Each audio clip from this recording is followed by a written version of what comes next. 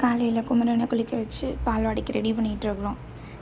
தலைவருக்கு பவுடர் அடித்து பொட்டு வச்சு மேக்கப் பண்ணிவிட்டு காலையில் சாப்பாடு விட்டோம். இவர் சாப்பிட வைக்கிறதுக்குள்ளே தலைவர் சாப்பிட்டாரு.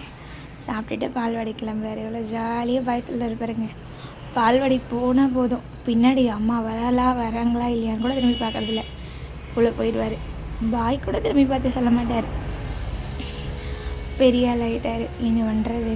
வீட்டுக்கு வந்து தம்பி பால்வாடியில் விட்டுட்டு வீட்டுக்கு வந்து வீட்டில் இருக்க வேலையெல்லாம் ஒன்றா முடிச்சுட்டு அடுத்து கடைக்கு கிளம்பணும். அது ஒரு காலம்.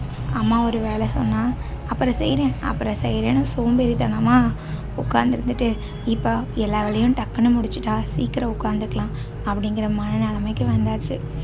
என்ன பண்ணுறதுப்பா, காலங்கள் மாறுதில்லை, அதுக்கேற்ற மாதிரி நாமளும் மாறி தான் ஆகணும். வேறு வழியே இல்லையே. என்ன பண்ணுறது? 16 வயசில் இருந்த மாதிரி 26 வயசில் இருக்க முடியுமா? அது விளையாடுற வயசு, இது வேலை செய்கிற வயசு.